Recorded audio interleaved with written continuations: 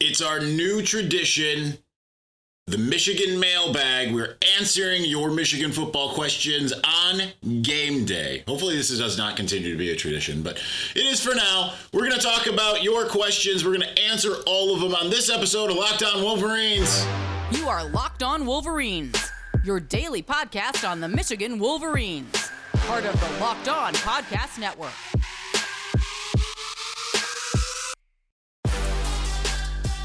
Happy Saturday. We are back and doing it. Locked On Wolverines podcast, part of the Locked On Podcast Network, where is your team every day. I'm your man on the ground, Isaiah Hole, publisher of Wolverines Wire through USA Today Sports Media Group, and we are going to jump right into it, starting with our leaders and best, James Crudup at James Crudup 6. If the current playoff system, or in the current playoff system, it's 2 losses and you're out most of the time.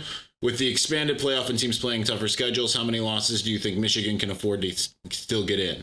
Do you think the committee will weigh anything differently? I think it's probably still 2, because there's going to be a lot more 2-loss teams, right? Like it's the ones that have been considered, and we haven't seen the 2-loss teams getting in, if my recollection serves. It's been more kind of the ilk of, you know, a 1-loss team, but the ones that have been there have been kind of close. Like I could see Michigan 2016 obviously getting in. I mean, they would have been in, obviously.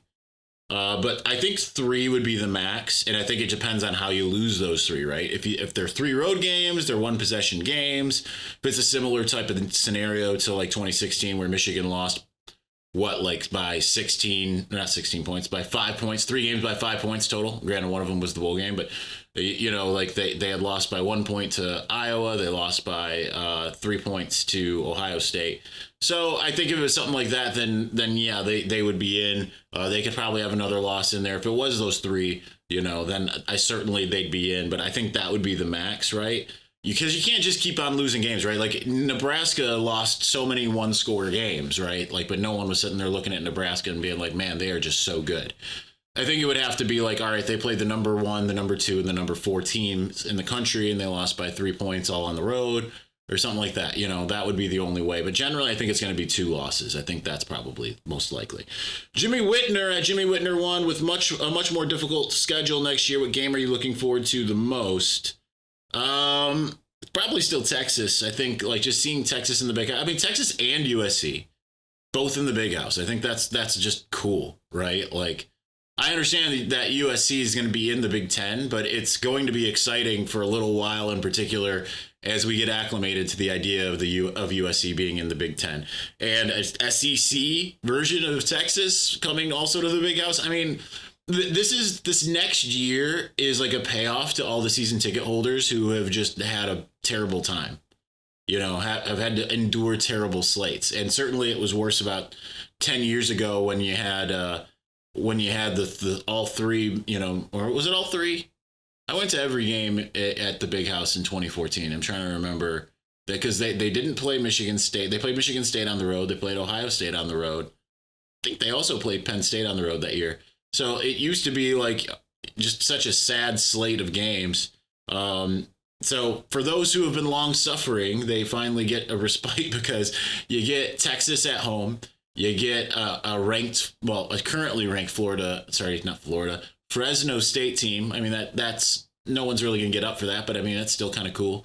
You got USC coming. You got Oregon coming. I mean, that is just a heck of a slate. That is such a fun time.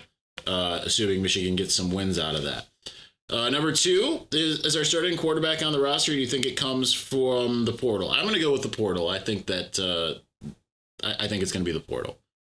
But it might be JJ McCarthy. I'm not saying like he's absolutely leaving after this year.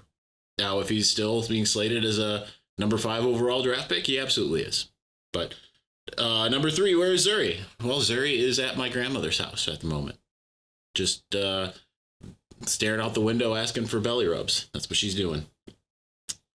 KRT at Farmark84, what is the main reason why there are fewer explosive run plays this year? They're not making guys miss as much as maybe we're accustomed to seeing. So that would be the big part. And teams are loading up a little bit more against the run, whereas last year they kind of were protecting the pass to some degree, right? Like they At first they started trying to play the run, and then JJ was killing them in the pass, and then they backed off a little bit. So it opened up a little more opportunities, but we still need to see the running backs break that tackle, make that safety miss, make that linebacker miss. They haven't really done that as of yet. Wow, we're just breezing through segment one because we have no Josh Barr, we have no Michael Wolf in this one. Jonathan Joseph at JJoseph2156. Why does Penn State still get the benefit of the doubt always? I've seen people project them as at number one in the country for college football playoff predictions. Because it's a blue blood. I know we don't really think of them that much in that light, but I mean, it is, right? Like, I grew up remembering, I didn't know they were in the Big Ten, but I remember it was like every Saturday I'm watching Saturday morning cartoons, and it's like up next, and it's showing Penn State and it's showing Joe Paterno, who I thought was the same thing as Joe Pesci, just, kind of sauntering out the tunnel, just kind of soldering on. And I just remember thinking like, oh, that's cool. Penn State, they're cool. Like I liked Michigan, but it was still like, oh, that, I like the fact that they have Joe Pesci coaching their team. The Home Alone guy's doing it. He's really making it happen. And it's I think it's, some people are just trying to be that, like, find that smart thing so that if Penn State does do really well, they can be like, see, I've been telling you, right? I mean, they've been doing it since 2016, so pay no mind. I mean, could Penn State end up being that? They could. Their defense is incredible. I don't think their offense is necessarily as much as it's cracked up to be. We got another question about that later. We'll get to that. Spencer Whitmore at Spencer Whitmore, finishing out segment one. With all the new contract rumors about Harbaugh, do you think the honest beef is between the university administration and Jim and Ward Manuel is just taking the blunt of it with his hands tied and trying to preserve the peace? Just feels like this isn't that complicated and pay him. I think it's less any of that. I think, they're, and I know I got another question about it here coming up, but I think it has more to do with the fact that they were playing, they had a timeline set where, like, we're going to get the NCAA stuff resolved and then we're going to do it. I think they thought that they were going to get that done, and especially after the 3-game contract or 3-game suspension, NCAA has decided that that's not sufficient enough. So therefore, I think that's why they're getting it done now. I don't think it has to do with that stuff. Personally, I could be wrong. I'll ask Chris Ballas. He knows more about it. All right, we're going to continue on here in just one moment. But before we do, passion, drive, and patience, what brings home the winning trophy, is also what keeps your ride or die alive. eBay Motors has everything you need to maintain your vehicle and level it up to peak performance, from superchargers, roof racks, exhaust kits, LED headlights, and more. Whether you're into speed, power, or style, eBay Motors has got you covered. It is a service that I have personally used. I highly, highly recommend it. With over 122 million parts for your number one ride or die, you'll always find exactly what you're looking for. And with eBay Guaranteed Fit, your part is guaranteed to fit your ride every time or your money back. Because with eBay Motors, you're burning rubber, not cash. With all the parts you need at the prices that you want, it's easy to turn your car into the MVP and bring home that win. So keep your ride or die alive at ebaymotors.com.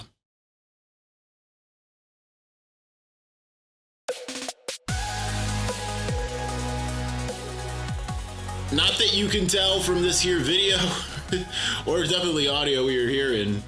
It's a beautifully sunny Minneapolis at the moment. I'm in the south here. I'm in Bloomington. It's 47 degrees outside. It's not going to get a heck of a lot warmer. I forgot my coat, but thankfully I've got an extra large sweatshirt, a double extra large hoodie, and a shirt jacket. So that's going to be what's worn today. Nonetheless, it is what it is. We're looking for. I wish the game was. I'm glad the game isn't at noon because I want to watch Ohio State, Maryland, and the Red River rivalry. I wish the game was also at noon though. Especially, I wouldn't make the whole drive back, but I would drive maybe to Chicago tonight. Make it to church in the morning. It's not going to happen. Anyway, Perry Mitchell at Perry Mitchell 08. Starting off our Victor's Valiant, has Kalel Mulling solidified himself into the permanent halfback. I don't know where my mind is this morning. 3-year-old with the way he's taken the short yardage opportunities and run with them, and if so, does he start to get more carries on first and second downs if the Don keeps sputtering? I don't have much to answer there because I believe yes, I do think he is fully solidified his number 3 status We've yet to really even see CJ Stokes. And we have not seen. I know Benjamin Hall was injured. So I think we expected to see him, but I thought Kalel Mullings looked good in the spring game, and obviously he looked great against Nebraska. So yes, I do think he has solidified. That said, I mean, if he doesn't produce, then that can change in a hurry. And yes, we talked a little bit about it yesterday about his emergence actually being good for Donovan, in my opinion. I'm not the one at William Cawthorne 9. If Michigan played the top 10, what would their record be? The current top 10? I don't know, because Michigan's a team that kind of, for the most part, grows over the course of its schedule. I mean, that's what it does now. That's like what Ohio State used to do. And so I don't know. I mean, at this stage, I mean, I think they would be probably like 7-3. They could be 8-2. They could be 9-1. I don't know. I don't think any team in the country, and this even includes Georgia in their dominance. I think if you play the top 10, if you had to play like the entire top 10 and maybe like one other team, you're gonna get got at some point, right? Like Georgia got by Alabama. You're gonna get got. So I don't know. Do we know how dominant Michigan is to that degree? I mean, I think that Michigan, we know that at least the run defense is really dominant and the pass rush is done really well, as has the secondary. We know JJ can sling the ball. We know that the offensive line is coming into form. So like if they would have played like week 1, if they would have played like, Alabama or something, I mean, that might have been a lot tougher of a road to climb, to some degree. Why do you think people want to see more challenging games? I would love for Michigan to blow out everyone on their schedule and win the Natty easily. Because don't you relish the bigger games? I mean, yeah, a loss, you're going to be heartbroken. But don't you relish getting to see, like, I think about 2011 Notre Dame, right? If that was just like Indiana, where they had that epic comeback, you'd be like, oh, that was cool. But I know that, yeah, I, as a fan at that time, anytime that was like replaying on Big Ten Network, anytime that I could watch clips of it, anytime I could go on YouTube and rewatch parts of that, I had it saved on my DVR. I went back and rewatched it so many times. So the bigger games matter, right? Like, if you beat a bad Michigan State team, you're like, cool. I mean, you celebrate it because it's Michigan State. But if you were able to beat a bad or a good Michigan State team, not that has happened often, because it just seems like when Michigan State's good, Michigan isn't. And I know Sparty's out there going to be like typical making excuses. I mean, it's generally true with the exception of like 2021. Usually the Michigan State has been better in the years that they've beaten Michigan. That's probably the only exception in recent memory. Or like Ohio State. Don't you feel much better about beating Ohio State in 2021 and 2022 than you did in 2011? I mean, 2011 was nice, but it was a 6-6 Ohio State team. It's a heck of a lot better to beat a good team. I'd rather see Michigan play a big team and win, or a big team and lose, than a bad team and win. Because then you also know what your expectations are. You know exactly where you stand, right? Yeah, they could get to the national champion. They could beat TCU. I mean, granted, TCU beat Michigan and they beat some other good teams. But you would rather like get to that national championship game and be like, this is a dominant team. Plus, you know what your problems are. You know how to fix them year over year if you're playing tougher teams. Because you get exposed. You're like, okay, we need more linebackers. Okay, now we need a better secondary. This is what we need in order to really be able to take that next step. I think it's just much more instructive, and it's a heck of a lot more fun to watch the big games than it is Michigan Northwestern or Michigan, any of the 3 games to start the season, right? No one was getting up for that. Jacob Shavaria at Shavaria. I see Dave Portnoy follows you on Twitter. Have you ever met him? I have not, and yeah, I am one of like he doesn't follow a lot of people. I've never met him. I've never talked to him. He followed me after, ironically, he didn't follow the player in question, but before the Rutgers game in 2016, Shane Morris was wearing, and I didn't know anything about Barstool. I didn't know who Dave Portnoy even was. He was wearing, Shane Morris was warming up in a Maize and Blue Saturdays for the Boys shirt. So I took a picture of him and he's like, hey, can you post that and tag Dave Portnoy? So I did. and Dave followed me, and he didn't follow Shane, so it's kind of funny. But no, I don't. I've never met him. I've seen him on the sidelines once, 2017 Michigan State game. Did not talk to him. If JJ leaves next year, who do you project as a starter? Probably, I mean, I think it's probably a transfer portal guy, personally, if he leaves. At this moment, do you think Donovan is staying or going? If things don't change, he's staying. I don't think he has much of a choice if things stay the same. But we didn't see Donovan Edwards as we know him until week 7 against Penn State. So give him a little bit of time. If Jim leaves, do you think there will be a huge number of people transferring out? I mean, that could happen if they keep Sharon and say, like, Sharon, you're the new head coach, then probably not. I don't know if that's the best answer, but if there's a complete culture change, they go get someone wildly different, then yes. I mean, that's just the nature of the game at this point. I mean, it was the nature of the game even when Lloyd Carr retired, you know? Adam Casel at Adam_Casel. What will be the biggest challenge that Minnesota presents? Pass offense, run offense, pass defense, or run defense? It depends on if Darius Taylor is playing, then it would be run offense. That's the only thing I think that could challenge Michigan here. That would be it. But we don't know if Darius Taylor didn't play last week. I don't know if he'll play today. He's a game time decision, as from what I read online today. Mark Z at Mark Zimke, can you imagine being an offensive or defensive coordinator, watching film and realizing that Michigan was just working on stuff like it was just practice? Yeah, that would be a little disheartening, and that is very true. That's the fun part of all of this, right? Michigan has not gotten into the bag. Now, we've seen that bite Michigan before, but I've told you they very much have a lot that they aren't showing. When I say a lot, I'm talking like 80% that they're not really showing. They're not showing anything right now. Even the plays that like look kind of flashy here and there, that's not it.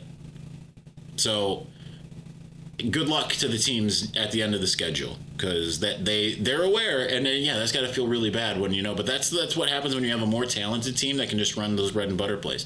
Ohio State under Urban Meyer wasn't necessarily doing like these big flashy things. They, for the most part, were running the same thing over and over again. Teams just couldn't stop it.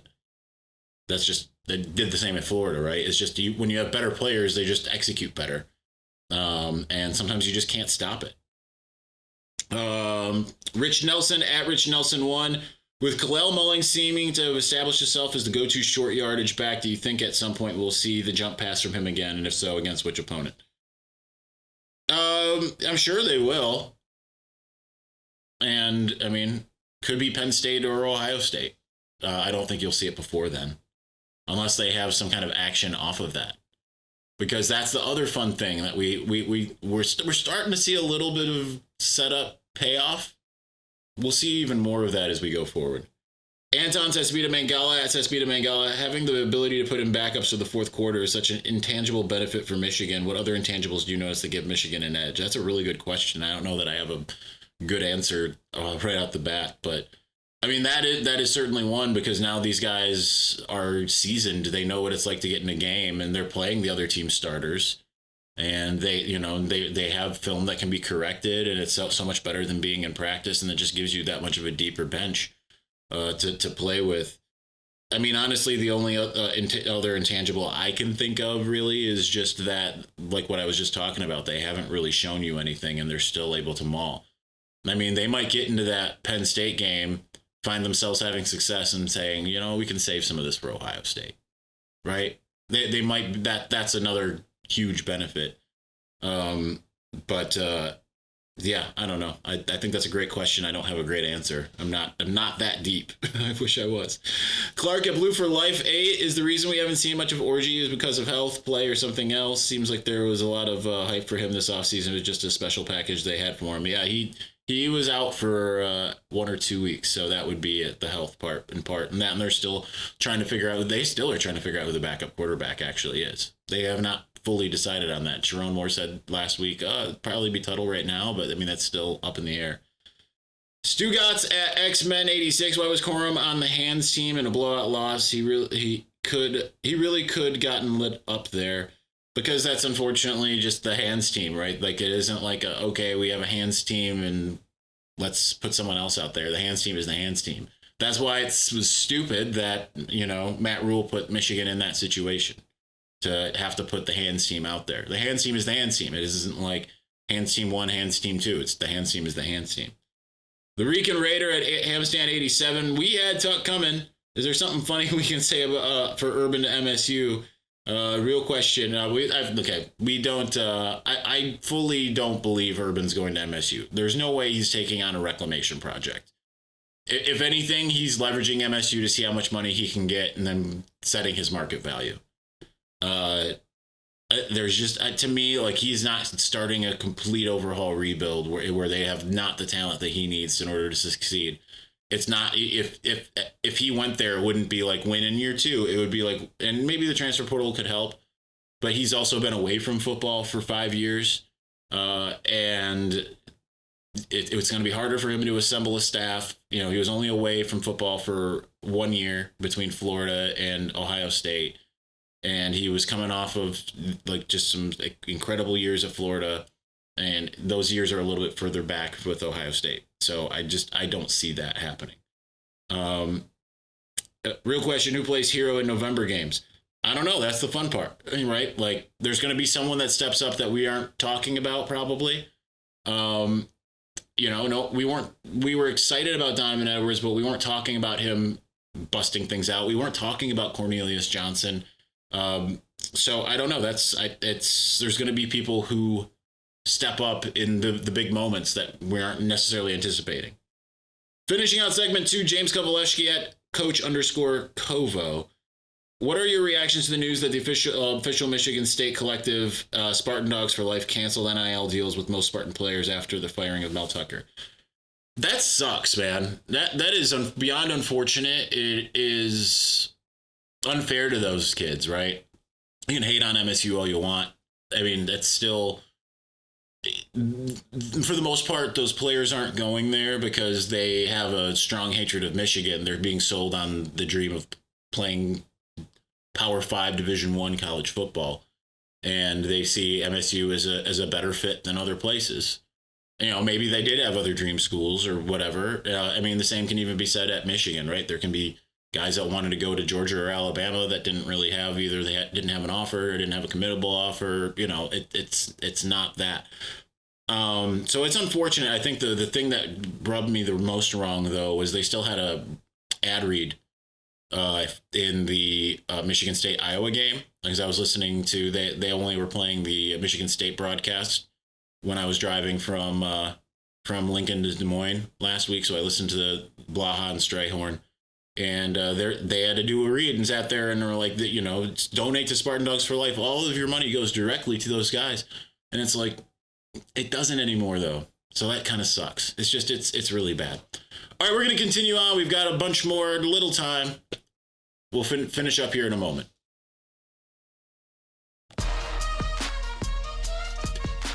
All right, we're here with the Blue Crew, and we're going to do this a little bit faster, just to save some time. Also, I can't go like 35 minutes with this and on the road. This computer, this 2016 MacBook Pro, it is not nearly the beast that my iMac Pro is at home. My iMac Pro is like, 4K video, and like here I'm not even exporting in 4K. It's like 4K video, 30 minutes long, give me 10, 15 minutes tops. This is like, 4K video, you're going to export to 1080p. Because I always forget to change, I don't change my camera settings because I would forget to do it after the game. Not that I post a lot of post-game video, but sometimes I do it just in case there's something I need to. It's like, yeah, give me like 2 hours and I'll be good. So, yeah. Not gonna be treating this thing like that, I guess. So anyway, I don't know what I'm talking about. Adam at Pastor H2O. Assuming JJ leaves and Don stays, who are the 5-6 guys on offense, 5-6 guys on D coming back who could make it a successful season with that Murderer's Row schedule? That's rough, because I also don't know who on the offensive line I would say is that. I mean, Joe Hadi and Greg Crippen are obvious guys. Andrew Gentry. And then let's say, I mean, it could be Trente. I mean, Trente's been around since 2018. No, 2019. He and Carson Barnhart are both 2019 guys. So I think they have to leave because I think they both, I don't think they burnt their red shirts. I think they have one more. I could see one of those guys returning, and I could see one of the transfers returning. Miles or Ladarius, I'm not really sure. And that, so I would feel pretty good about that offensive line. Obviously, you're going to lose at least one of those receivers. Maybe Roman comes back, but I mean, if he continues playing the way he has, he's going to play himself into a first-round draft pick. So now you're looking at some of the behind-the-scenes guys, but it could be time for Darius Clemens and Carmelo English and some of those guys to take that big step forward. We'll find out more about Darius Clemens, who's now healthy. Running back, like you said, Donovan stays. Khalil Mullings, I'd imagine, is going to stay at this point. And then you still got some guys, and Jordan Marshall could really probably be a guy there. And then you're probably going to get a transfer portal quarterback unless you really feel like Jaden Davis is the dude right away. I feel like you need a stopgap because you don't want to trust a true freshman in that. So yeah, that would be that. And then on defense, I mean, you've got guys that have to. Oh, I forgot Colston Loveland. He has to come back, right? So like you're in a good spot at tight end. On defense, you've got some guys that have to come back. Derek Moore has to come back, and Kenneth Grant, Will Johnson. So there's three right there. Ernest Hausman has to come back. So then you hope that a guy like Jaden Hood takes that next step forward to be that guy next to him. Maybe you can transfer portal it there too. So I think that's a pretty good little nucleus. That you're probably losing Rod Moore and Makari Page, but you feel good about the guys that have to come back, Zeke Berry and Keon Sapp. So defense feels really good. Offense is a little shaky. Silver Bampy at Silver Bampy. When was the last time you had to pay to see a Michigan Wolverines football game? Where and when? I paid for every home game in 2014. I went to every home game in 2014. I bought tickets off of StubHub every single week. I think that was how it worked. So, yeah, that was it. That was the last time. The last game I went to as a paid fan was the Maryland game. I bought almost a whole row. I bought it wasn't a whole row, but I bought 7 or 8 tickets for I think $100. And it was good, relatively good seats, 30-yard line, 10 rows up or something like that. I was the only one that went because I literally couldn't give them away. Don't blame anyone for that. More like Robin Bood, I don't know what that is. Aaron Agilin, sorry. With Roman Wilson, will Roman Wilson score 2 times the touchdowns of Marvin Harrison Jr., or will it be 3 times? Well, let's just see how the season plays out, right? Roman's going to start getting more attention. Marvin Harrison will probably step up a little bit more, but at the same time, with Kyle McCord as his quarterback, maybe he won't. I don't know. Mr. Big Fish at Slappy Boomer, projected kick time in East Lansing. We'll know on Monday. I know that NBC had planned on taking it as the 7:30 game. Certainly with the MSU faltering the way it has, having lost its coach, that could change in a hurry. I wouldn't be surprised if it ends up being a BTN game, to be honest. Brad Go Blue 85. What are the chances Donovan Edwards is this year's Andrell Anthony? As in anticipating him to break out every game, but it never comes. I think it'll come. We've seen Andrell had one good game, and then that was it against the school that happened to be down the street from him. Donovan, we've seen have incredible games. It'll come. Mr. Nicholas Costin at NC Costin, who I'm not going to read that. You're going to get an acknowledgement. Music guide at UR Guide to Music, or Your Guide to Music. Is Penn State going to upset Michigan? I mean, at this stage, I do believe Michigan will win. But, I mean, things can change in a hurry, and that injuries, guys really coming on strong. Drew Aller could figure things out in a way that he hasn't yet. They might have a plan, much like Michigan's plan for them, and they come out on top being at home. Who knows? Nathan Knowles at No41421. Are there any Michigan podcasters or writers who actually hate the program, meaning it's just a job and they enjoy writing just negative articles? I mean, probably. I know people who aren't fans of the program. I know people who are full-on fans of the program. But I would say there are some people that are out there that you think absolutely hate the program that don't. They just happen to maybe be more negative because I would say probably more because they care. That's the best I can put it. And there are people who you probably think are really big fans that couldn't care less. Now, I would say, for the most part, people aren't fans covering the team. I mean, I wouldn't consider myself a fan, even though I'm wearing Michigan versus everybody and all this stuff. I mean, it's because, like, if Michigan was to go out there and lose today, I would have zero emotional reaction. I know you a lot of you listening or watching are like, oh, he's lying. No, I wouldn't, because I've learned to not hinge my happiness or sadness based off the Michigan football team. That said, I want them to do well. It makes my life more enjoyable in interacting with you, with the amount of people that read and watch things. The tenor of the fan base is better when, I prefer to answer happy things than angry shaking my fist. I prefer to go to Indianapolis. I prefer to go to the college football playoff. I would love to go to the national championship game. I don't know why you wouldn't want those things. I've heard some writers say things like, yeah, it would be a lot of fun to cover a team that was maybe struggling. But it's like, then they cover the team struggles and they're like, okay, that wasn't that fun. All right, I'm going way over time. Finishing out Cal Elkins. When is Coach going to get his new contract? Probably, I'm going to say within the next month. That's just my guess. All right, that's going to do it for this episode. We will be back with a post game. It will either come sometime Saturday night, probably, which would mean early Sunday morning, or possibly Sunday night, depending on just kind of how the ebb and flow of the game, the timing of all of that goes. Thanks for watching. Thanks for listening. We'll be back soon. Peace.